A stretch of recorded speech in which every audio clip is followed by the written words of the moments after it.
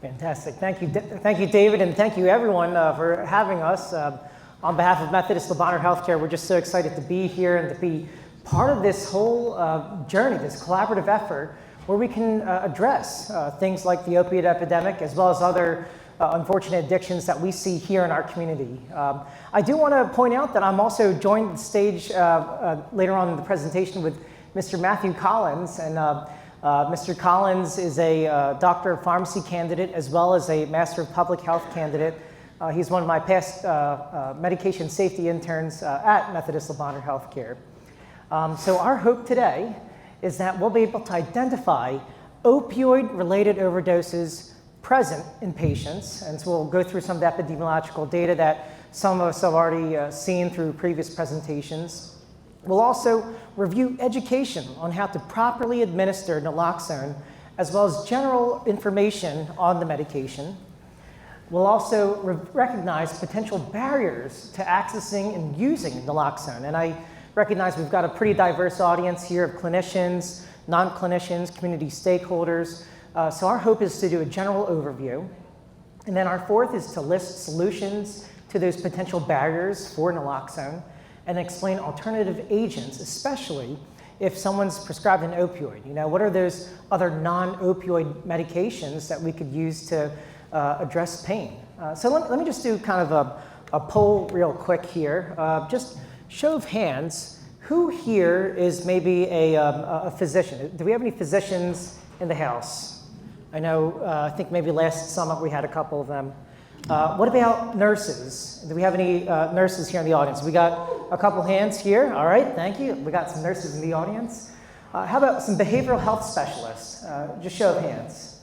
All right, great. We got a number of behavioral health specialists. Pharmacists. Do we have any pharmacists? All right, we got a nice team pharmacy table over here. Fantastic. All right, who else do we have in the audience? I know I'm missing other people, other important folks. Maybe just, oh my gosh, social workers, right? Where would we be without our social workers? Thank you so much. Who else do we have in the house here? Counselors. Fantastic, great. Who else? Peer support, absolutely fantastic. So thank you so much. Anyone else? Psychologists, how can I forget psychologists? Thank you. We got the psychology corner back there. Anyone else? All right, so guys, just take a look at this audience here. Amongst this room, we've got a lot of brain power. We've got psychologists, we've got peer support, we've got counselors, pharmacists, nurses, you name it. And I think it takes a whole village for us to do what we do to combat the whole issues of addiction here in our neighborhoods here in Shelby County. This is a CE presentation for everyone, including pharmacists. Part of our pharmacy accreditation, we have to share with you that we have no financial disclosures to report. So I think that's a good thing and I guess a bad thing. It's good that I have no conflicts of interest, but it's bad because it also demonstrates how poor I am. You know, I don't get paid extra for this. All right, so we're going to go over a little bit of background information here. And we see here in the United States, we saw it through a number of presentations so far, that the opioid epidemic is not necessarily addressed. You know, it's not like already stomped out. We still see it, it's still prevalent here. In fact, 125 million opioid prescriptions were dispensed in the United States. And we see that in over the past maybe 2 decades or so, approximately 300,000 people have died from overdoses involving an opioid.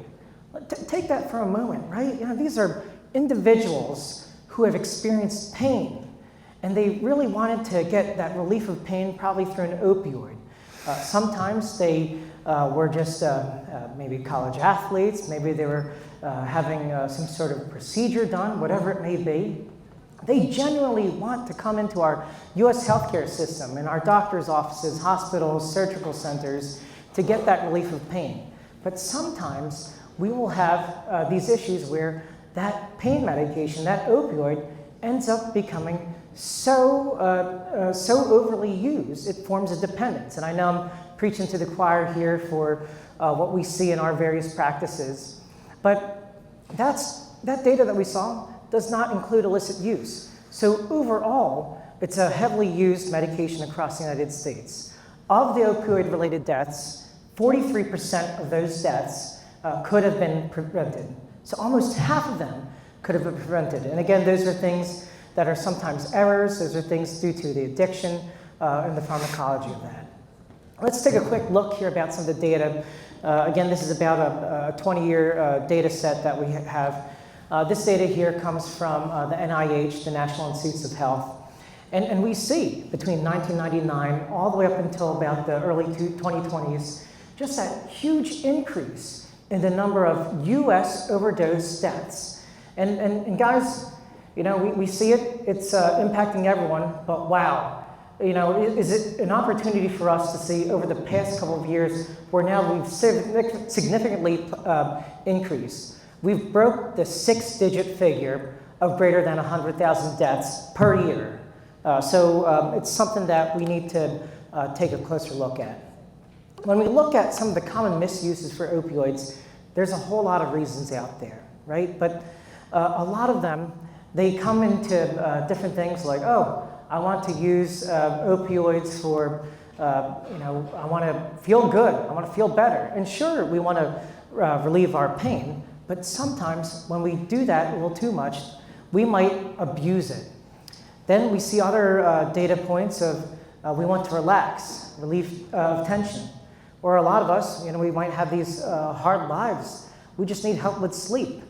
And then we see other reasons here because perhaps I'm hooked on it and I've now become accustomed to those things. And so the list goes on in terms of the common uses and misuses for opioids here in our country. There's a common list of opioids. Here's 5 of the main opioids that we typically see in the United States: hydrocodone, oxycodone, morphine, fentanyl, codeine. And there's a number of other medications that sometimes there's a mix between an opioid and a non-opioid agent. You know, we used to call it Vicodin, now it's Norco. There's other things that are mixed in with things like acetaminophen, also known as Tylenol, or ibuprofen, and also known as Motrin. And so when we look at the common opioids prescribed, these are heavy pain medications that can cause a lot of adverse drug events here in our patients.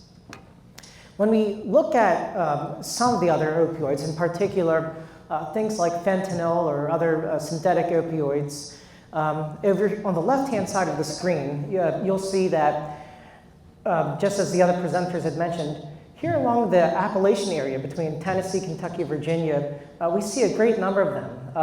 And this is based on raw numbers. But then when you normalize that based on the population, you see that huge trend, especially here in eastern Tennessee. But that doesn't mean that we are sheltered from it. Here in Memphis, in the Shelby County area, we are very much vulnerable for that, right? Take a look at where we are positioned here in the United States. We've got the I-55 corridor, we've got the I-40 corridor, we've got many people passing through our great city of Memphis. And on top of that, since we are a border city, it's very easy for one individual to kind of cross over a state line into Mississippi or cross over the bridge over to Arkansas. So there's so many reasons as to why Memphis, Shelby County, is at a greater risk compared to even other areas of Tennessee as it relates towards the misuse of opioids. And when we look even on the right-hand side of the screen, these are other non-synthetic opioids or semi-synthetic opioids. The data is quite similar as well. And so we share this information with you because, sure, we might see some heavy hitters or heavy numbers in California, Pennsylvania, New York, but again, this data isn't normalized. These are raw data. So when you look at the total percentages of people impacted, Tennesseans, we are greatly impacted. So I'm going to briefly go over this. I think our past presenters from the Tennessee Department of Health went over some of this data. And it highlights our 4 major cities here across Tennessee. Memphis, Nashville, Knoxville, and Chattanooga. The cities, the maps light up in terms of the impact of non-fatal overdoses as well as fatal overdoses. And we see here in our surrounding area, even Fayette County also is quite impacted as well. So if you do have a loved one, someone in your clinic, someone in your practice who might have a number of opioids being administered to them, or perhaps maybe you know they might be at risk for an opioid addiction that's maybe not prescribed to them. Maybe they're getting it from some other area. Maybe they're getting it from an off approach to access.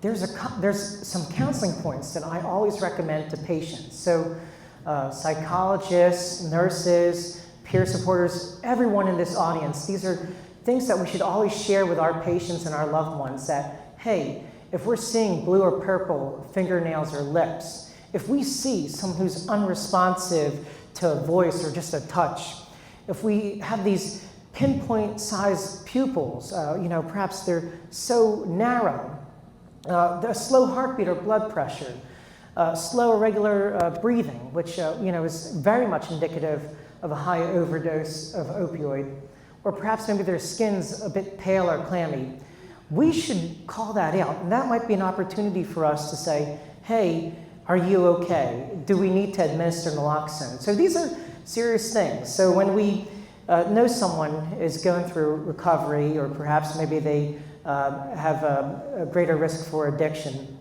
we need to keep an eye out for these things because it allows us to say, hey, could they be a better candidate to have access to naloxone? So when we respond to those overdoses, when we see that patient, that loved one of ours who might have that pale, clammy skin, when we see them with those pinpoint pupils and maybe their breathing looks a little bit different, we want to do this 5-step approach.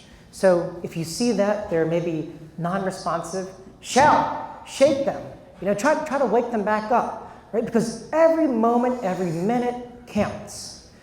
When you recognize that those symptoms occur, second step, please call the emergency dispatch. That's 911. Afterwards, give naloxone. Just show of hands here. In your house or your office or wherever you primarily spend most of your time, do you have naloxone? Maybe just show of hands, okay? For those, and it's okay, we'll treat this, this is an open area. I recognize there's a lot of us still who do not raise their hands, and that's okay.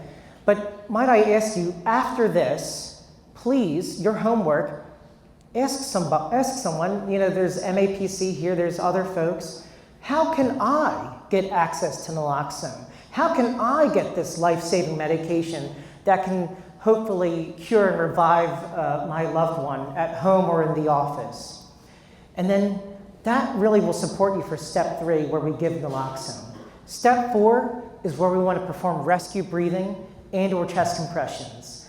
I know some of us might not necessarily go through CPR training, but there's a lot of great not-for-profits out there where you can go through basic life support training. And it's through maybe a AHA or maybe a local church or faith-based organization. Those are a great way for you to be trained in CPR. So that's really our next step. And the 5th, if it's not working, please stay with them and keep repeating steps 3 and 4. So guys, I want to turn it over to Mr. Matthew Collins as he's going to share with us other information about naloxone. Again, Matt is joining with us today as a last year as Doctor of Pharmacy candidate from University of Tennessee, as well as his last year in his Master of Public Health degree here at the University of Memphis. Truly, he's probably one of the smartest guys I know. I don't know anyone else who's gone through 2 master's or graduate level academic programs. So let's all give our undivided attention to Mr. Matthew Collins. Thanks, Mike. Well, thank you, Mike. I really appreciate the very generous introduction. So we were talking about naloxone, and it was great. I saw a lot of hands raised that they're familiar with naloxone and that they do have naloxone. So this is just kind of a brief overview of what naloxone is, what formulations it comes in, just everything you need to know about it. So naloxone is in a class called opioid antagonists, and it's basically what it means. It reverses the opioid effects. So with someone like Mike mentioned, they have pale, clammy skin, pinpoint pupils. By giving naloxone, that will ultimately reverse the effects. And the good thing about it is that it does have an immediate effect. So whenever you give it, you will know if you give it because the person will be alert and they might be agitated, but that's okay. You were saving their life. So it's a price that you might have to take. So it also comes in various formulations. We have the ones that are more commonly seen in inpatient settings. We have the IV, the IM, and the sub-Q. And the one that we're going to be talking about and mainly focusing on will be the nasal formulation. It's also called Narcan. It recently just got approved to be over the counter, I think last year. But that is something that we will be talking about, something that we will kind of counsel on how to administer it, what you all can do in your various professions to convey the information to anyone you see. Awesome. All right, so here is a brief overview of how to administer the Narcan. So if anyone has ever purchased it before, it comes in a nice little package. Sometimes it comes with 2 nasal sprays, sometimes it comes with 1. Luckily, we only need 1 nasal spray to help prevent an opioid overdose. So just basically what you do, just like everything else, you remove it from the box, and then there's a small plunger underneath where you're going to insert it in their nostril. So that's something that you'll just want to hold on to. And then it doesn't matter which nostril to put it on. You can do left or right, kind of dealer's choice at that point. But what you're going to do is just plunge it. There we go. And so it is a one-time use. It is something that doesn't need priming. So, some inhalers and some other, I think the Flonase sometimes might need priming. This is something that it is ready to go right after the box. And so that's just something that we want to be made aware of because, if you prime it, well, there goes your dose. So it is important that once you do have the plunger, be sure that you press it in. And you should feel, or they should feel, the effects about immediately. And so a good thing about naloxone is that, let's say I see someone who is unresponsive on the ground and I'm suspecting an overdose from them. So I go and I give them naloxone and nothing happens. Well, then I can rule out that that person is not having an opioid overdose and that it's something else that is most likely causing this. So whenever you do administer it, you will know yes or no if they are currently having an overdose. All right. And so we've talked about this drug. This drug is great. It's used to save lives. So why is it not used more often in the outpatient setting? And so we've kind of just boiled it down to 4 barriers that we think within the community are reasons why people wouldn't purchase naloxone. Maybe people are unfamiliar with naloxone. I'm sure we've heard about the lack of education that people might have, like whenever you talk to someone and they're like, oh, are you familiar with naloxone? And they're like, no idea what that is. So they might have a lack of education with that. Another thing, I'm sure we've heard about it all throughout this seminar, is the social stigma of various disease states.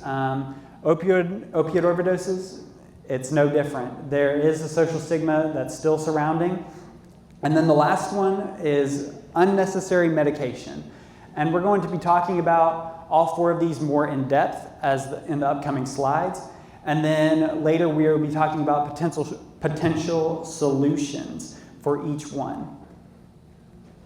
All right, so the first one is the affordability. Everyone loves that money, so it's important to discuss why people are not getting the naloxone. And one of the big reasons is it kind of costs a lot.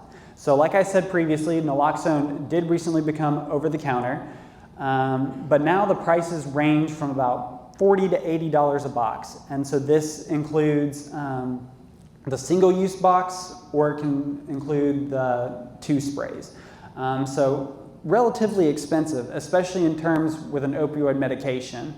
I know opioid medications are relatively cheaper than this, so if I was being discharged from the hospital and I was getting an opioid for $10 to relieve my pain, and then additionally getting naloxone for $40, I might roll the dice. You know, sometimes that's what a patient thinks whenever they're like, oh, I'd rather save that $40 and just give the $10 for my opioid medication. And then despite them even having prescription insurance, it still doesn't completely cover the naloxone medication. So it ranges from about $5 to $40, still kind of expensive. And then also it will most likely be more expensive than the opioid prescription.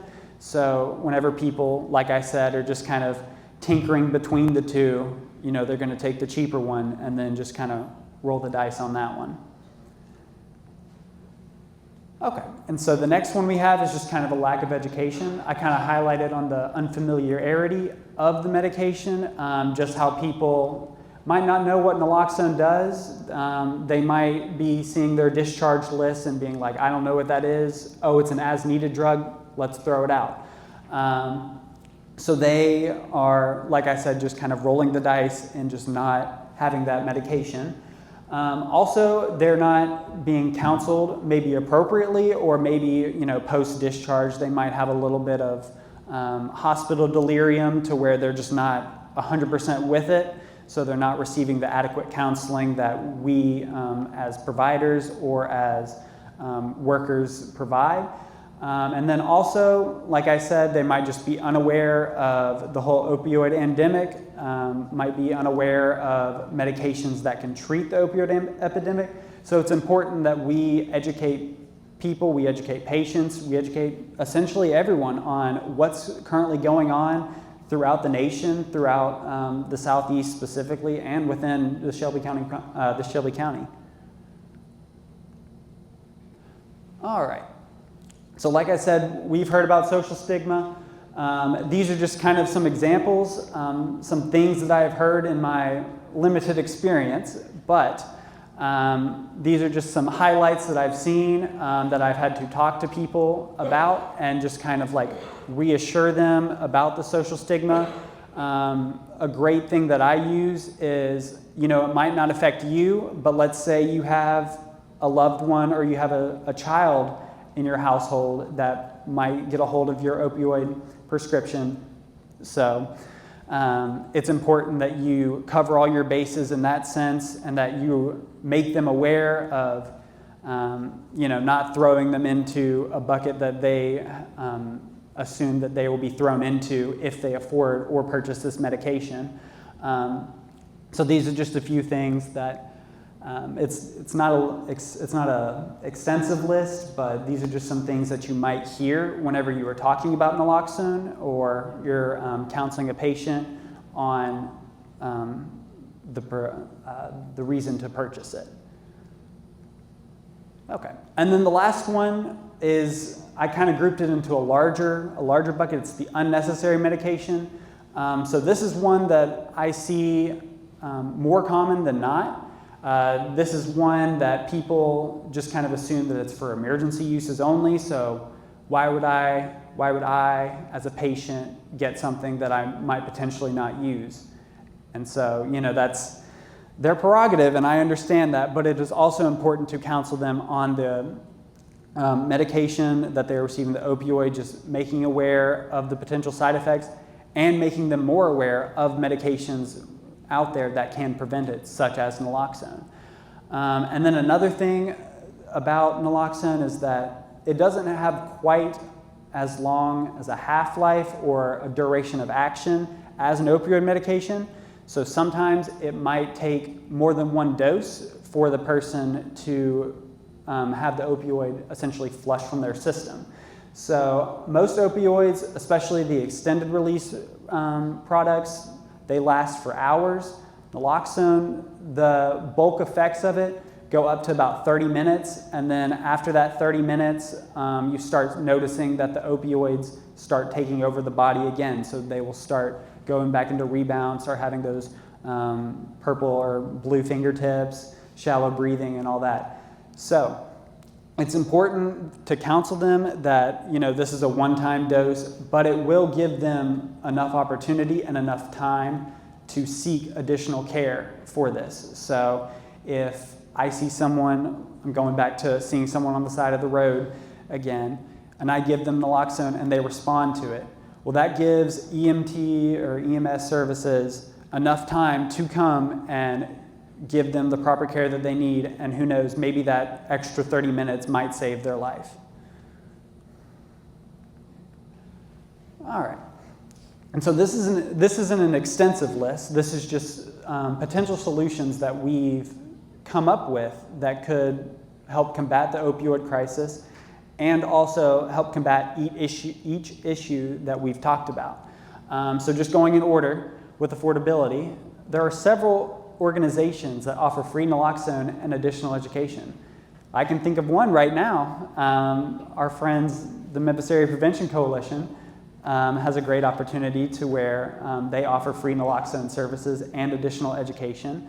So they are a great resource. And then every community, at least that I've looked into, has a place, an area, or just an organization that can offer additional services, additional counseling, and free naloxone. So that's a great thing, especially in affordability cases whenever people cannot afford the medication. That's just something that we would encourage them to check out. The next thing is the lack of education. We have concise pamphlets. We can create concise pamphlets. Most of the time, whenever you hand a patient pages of information, what's the first thing they do? They look at it and they just toss it away. That's extra paper, they don't want to deal with it. So, by creating concise pamphlets, nice simple page, maybe even a note card of just how to administer naloxone, a few key side effects, just handing them the medication as well as the pamphlet, that might help them further understand the medication, that might help them be able to effectively educate people within their household, and potentially save lives. And so then the social stigma scenario we have, the big thing that I can just say, because social stigma is going to circulate regardless of what we say, that's just something that is the truth of the matter. However, we can promote awareness of opioid overdoses and the importance of the naloxone education. So it's important to, reassure them that this is an important medication, that what they're doing is the right thing. It doesn't matter what you've heard. What we're telling you is that it's a great medication, it could potentially save lives, and it can help combat this opioid crisis. And then the last thing, you can kind of combine it all in one, but just highlighting the unnecessary medication portion, is just educate patients on how to recognize opioid overdoses, and so that way you can educate others on it. So by attending this seminar, by listening to me and Mike speak, hopefully we've done a decent enough job to where you can educate your loved ones, just anyone and everyone, on how to properly administer the medication, what side effects to look for in the opioids, and so forth. All right, so this is just kind of putting it all together. So I'm just going to read this. So opioids, they're used for pain management. Sometimes we just cannot avoid using them for pain management. They work wonders in pain management. So it's important that whenever patients do receive this medication, we counsel them on the appropriate signs and symptoms to look for if they experience an overdose. So most of the time, whenever I'm counseling a patient, especially if they're in like an elderly population or just kind of a frail state, I kind of just let them know of signs and symptoms to look for, like the shallow breathing, fingertips, just kind of hypotension, just everything is depressed whenever you take an opioid. So it's important to counsel them on the signs and symptoms to look for. And then the naloxone, I've said it a lot, but I'm going to say it again. Naloxone is a safe and effective medication that will help prevent an opioid overdose. And so there are several ways that we can access it, several ways to educate it on, this being one of them. And then the barriers that I've described, there are still several barriers out there that might prevent a patient from receiving naloxone, but this is what we believe are the 4 big ones. All right. And so kind of wrapping all this up with the pain management side. There are some times where we have to just utilize the opioid management, and we have to understand that sometimes, Tylenol isn't going to cut it for this patient. So this we see very common in patients such with like cancer, sickle cell patients are very common, to where we just have to utilize opioids in their pain management. So kind of how we classify pain is we do it on a 10-point scale. 8 to 10 is where we consider a severe pain. That's just kind of where the pain is unbearable. I cannot function without it. And so that's typically where we utilize the opioid pain management. Furthermore, the outpatient regimen, people aren't wanting to inject themselves IV or sub-Q or IM. So oral medications are the route to go in outpatient settings. So to provide the quick and immediate access, opioids are our homestay for that. They provide the easiest and the most effective care for those severe cases. And then the last bullet point is a multimodal pain regimen. And so what I mean by that is just managing each stage of pain. So if a patient comes in and they have had chronic pain, let's say they have cancer pain, and they're like, it hurts most of the time, but not extensively. So this is where we can utilize other options that I will touch on in the upcoming slide, where we can utilize other options that will help with like the milder and the moderate pain. So kind of just weaning them towards just managing their pain without using opioids. Now, there will be times where they're severe cases and they will take the opioid, but we want to highlight on taking medications such as Tylenol, ibuprofen, all of that stuff. And so here's some alternative recommendations. These are just some things that we can use to help utilize the pain. We have a fancy term, acetaminophen, also called Tylenol. That's typically we use for in the mild to moderate areas, as well as the NSAIDs, ibuprofen, Advil, all that fun stuff. So those are kind of the 2 that we utilize in the early stages. And so the other 4 classes that I have listed up here aren't necessarily used for pain specifically. So sometimes what we have is that we have exacerbating factors is what we call them. And so that just means that someone has a disease state or another issue going on that results them to be experiencing pain. So rather than treating the pain, we want to treat the disease state. So what I mean by this is like the antidepressants and the antioxidants. I'm just going to say anti-anxiety medications, much easier. Sometimes people have a panic attack, or sometimes people are just very depressed to where everything hurts. And so sometimes medication classes like an antidepressant or anti-anxiety medications will alleviate those symptoms and then in turn help alleviate the pain. So it's important that we recognize the overlying factor.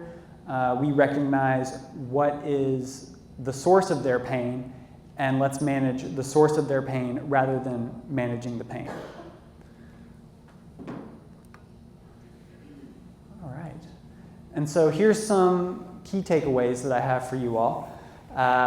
This is just hoping that you all have learned something, but in summary, what we have here is just, regardless of alternate regimens, sometimes opioids may be needed in managing a patient's pain episodes. So like I've been saying before, utilizing that multimodal pain regimen is very important. It's always great to rely on that multimodal pain regimen, so that way we don't solely rely on opioids itself. And then like I said, if worse comes to worse and we do need to introduce opioids into their pain regimen, it's important that we counsel them on the appropriate treatment, counsel them on appropriate naloxone administration, and make sure that they are aware of signs and symptoms of an overdose, so that way they can make them aware of those symptoms within their household. And then lastly, just to counsel patients on everything and anything, hopefully you all will go home and be able to counsel your friends and family on naloxone, counsel on the symptoms, and all that fun stuff. All right. And so now it's time to test to see if you all did learn anything. So what we have here, we have a few review questions that we would like to talk about. So the first one I have is, which of the following is not considered a sign of an opioid overdose? We got some B's. We got some B's. I like it. All right. Great job, everybody. So it is B. So what would make this statement true? Beautiful. Yes. So we are looking for the cold and clammy skin. And then everything else here, you know, the slow heart rate, everything's depressed. We have those pinpoint pupils. They just kind of look like, if you're drawing a picture, you just put 2 dots for the eyes. That's kind of what they look like. And then generally unresponsive to touch. All right, the next question we have is, which of the following is true about naloxone or Narcan?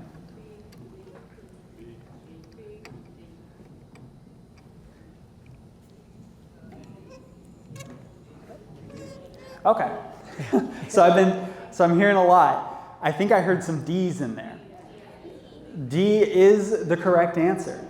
So we can go through this. So the first one, this is not true because, like we've been talking about, naloxone can be administered in various formulations. The one that we wanted to highlight on was the nasal formulation. Medication class is an opioid agonist. Almost got y'all on that one. It's an opioid antagonist. Thought I'd get y'all on that one. Maybe Matt, why don't we explain agonist versus antagonist? Yeah, okay. So to get into the pharmacological side of this. So what we have, the opioid agonist, is also called the mu agonist.